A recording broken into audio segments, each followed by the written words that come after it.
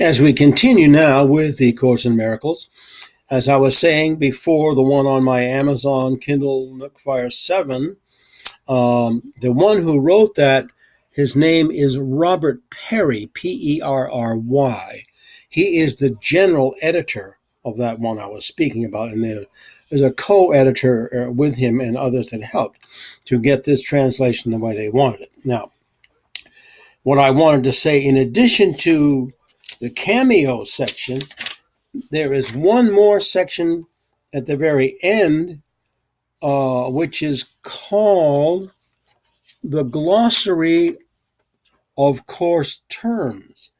Now, that's even more specific in giving you an idea of what the terms in the Course, as you read them in the text and or the notes, mean.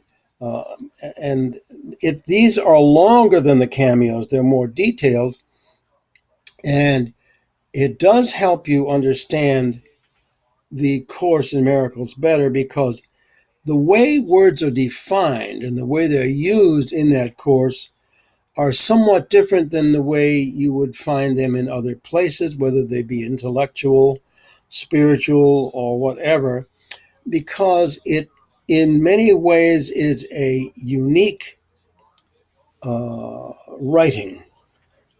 And of course, it has influenced the thousands of people. It has been translated into so many languages.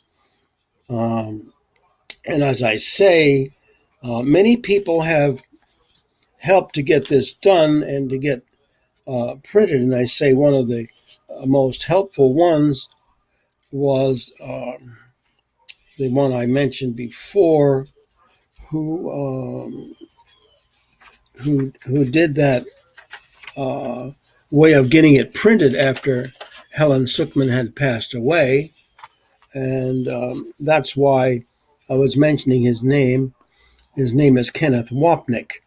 Now, Kenneth Wapnick is especially devoted to this whole thing, and he has spent the rest of his life, since it was published, lecturing all over the world and everywhere to clarify this to people and with audiences to help them actually use it.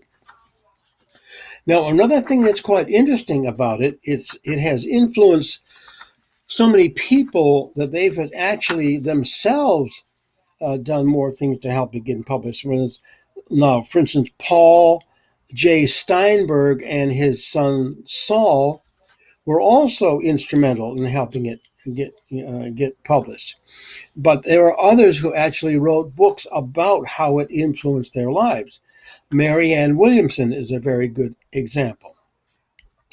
And David Hoffmeister is another example. Gerald G. Jampolsky is another example. Betty Martin is another example.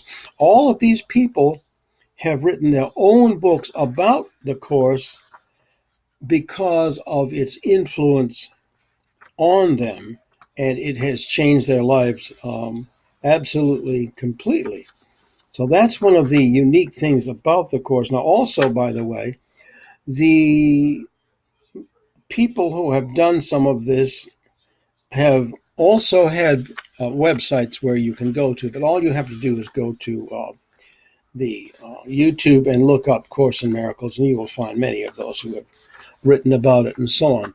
So anyway, in addition to that, Kenneth Wapnick has done something as well to help people. He has published a 4-volume set that is called Journey Through the Text of a Course in Miracles. And what he does, he doesn't do them in the order of the text, he does them in the order of subjects of the text, which is very helpful. Now, the next time we go through this, I'm going to do one more on this. I'm going to tell you something very interesting that I myself found about the Course in Miracles. But this much you do know from what I've told you so far, and I hope that this has helped you get some small idea of what is a vast, humongous, and life-changing course if one chooses to use it.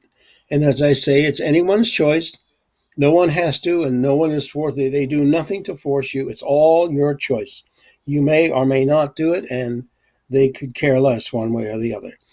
It's not they who care, it's the Spirit of God who cares.